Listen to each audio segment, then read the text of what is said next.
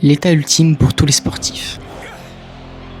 Un état de concentration si intense que même le monde paraît figé. Où toutes les cellules de votre corps s'activent pour exploiter votre potentiel. Et où seul l'instant présent compte. La zone.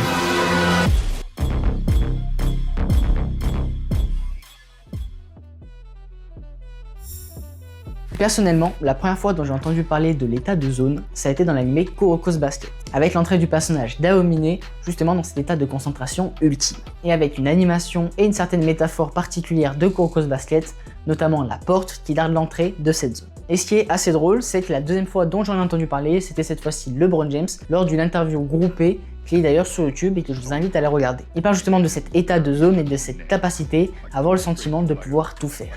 Et aussi que malheureusement, on n'a pas vraiment de possibilité de choisir quand est-ce qu'on rentre dans cet état de zone. Alors je suis ni un ancien sportif professionnel et j'ai pas non plus fait beaucoup de recherches sur le sujet, mais j'avais envie de parler de certaines anecdotes que j'ai pu avoir et surtout de deux anecdotes dans lesquelles j'ai eu le sentiment d'être entré dans cet état justement de zone et de concentration très poussée. Et pour donner selon moi certains facteurs qui se répètent dans ces deux anecdotes. La première anecdote dont je vais vous parler date du 12 janvier 2025 où je joue un match de Régional 2 avec mon club qui était l'AS Lazio. À ce moment-là, il y a plein de facteurs à prendre en compte. D'un côté, je reviens de blessure, j'ai mes amis qui sont en tribune pour me motiver et me foutre une petite pression aussi. Sur le plan de l'équipe, on est en train de faire une mauvaise saison et donc on cherche à avoir des points à la maison. Et sur le plan du match, je rentre sans avoir le temps de m'échauffer, étant donné qu'on a un joueur qui avait une petite gêne. Je rentre donc sur le côté gauche, donc déjà c'est mon mauvais pied. Et ça, mon coach va le comprendre et va vite me replacer sur le côté droit. Mais le temps continue à défiler et on n'arrive toujours pas à égaliser et on perd toujours du coup 1-0. Et je ne sais pas encore pourquoi, mais à ce moment-là, je me rappelle que je suis encore dans notre camp et qu'il y a une action qui se déroule sur le côté gauche. Et je suis sûr que cette action sur le côté gauche va finir sur un ballon au second poteau et qu'il faut de choix à la réception de ce ballon. Et l'instant d'après, je me retrouve au second poteau et le ballon est effectivement en train de me tomber dessus. Et là, on arrive à un point que je trouve particulièrement intéressant, c'est le moment où je contrôle ce ballon. Parce qu'à la fin du match, que ce soit mes coéquipiers, mon coach, mes amis en tribune ou même mon père, tout le monde est d'accord pour dire que j'ai raté mon contrôle. Pourtant, à ce moment-là, je n'ai eu à aucun moment le sentiment d'avoir échoué ou d'avoir raté quelque chose. J'avais l'impression que mon cerveau avait un chemin à tout tracer et j'étais juste en train de suivre en quelque sorte ce qui allait se passer. Et c'est effectivement ce qui va se passer, étant donné que je vais arriver sur une zone certes excentrée et très bien placée pour pouvoir la remettre en retrait dans une zone qui est très dangereuse pour que notre attaquant soit finalement présent à ce moment-là et puisse nous mettre un but, et on a pu égaliser du coup à la 86e.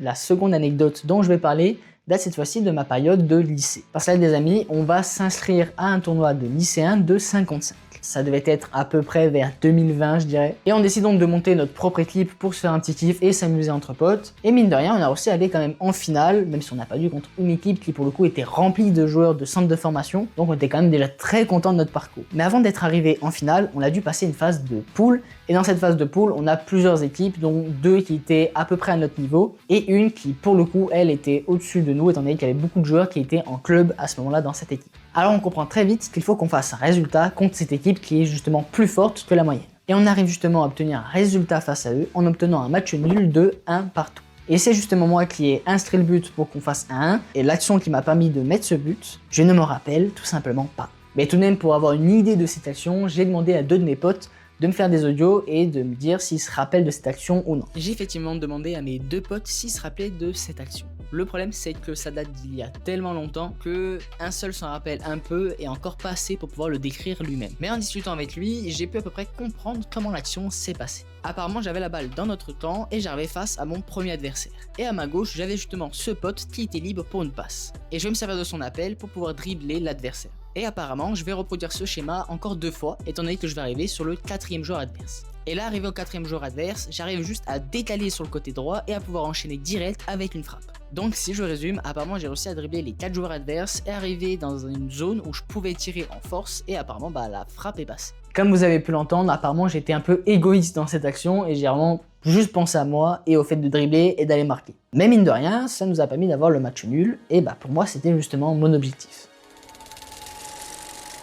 Et dans ces 2 anecdotes que je viens de raconter, je pense qu'on peut dire qu'il y a 4 clés qui pourraient théoriquement nous permettre de rentrer dans cet état de zone. La première chose pour moi, c'est celle d'avoir la motivation et la détermination de faire quelque chose lors de ce match ou lors d'une activité physique. La deuxième chose pour moi, c'est celle d'avoir un objectif clair, que ce soit de marquer un but, de faire une passe D ou d'être le meilleur défenseur à la fin du match. Bref, il faut toujours avoir, je pense, un objectif assez clair et c'est pas juste faire un bon match. La troisième chose importante, c'est l'état de notre corps. Il faut bien évidemment qu'on ne soit pas blessé, qu'on ait capacité physique de réaliser ce qu'on pense et ce qu'on veut faire, et qu'on ait aussi justement, je pense, une phase où notre corps est vraiment à chaud et on peut justement l'exploiter du coup à 100%. Et la quatrième clé, selon moi, qui pourrait nous permettre de rentrer dans cet état de zone, c'est tout simplement le facteur chance. Et c'est justement la chose qui fait que rentrer dans cet état de zone reste tout de même assez aléatoire en quelque sorte, mais pourtant, la chance, ça se provoque. Il y a d'ailleurs un animé qui en parle, c'est l'anime Blue Lock, et ils en parlent d'ailleurs très bien, avec une action qui démontre l'importance de se déplacer pour provoquer la chance. Si un attaquant part au poteau de corner, c'est sûr qu'il ne va pas marquer. Pourtant, s'il se met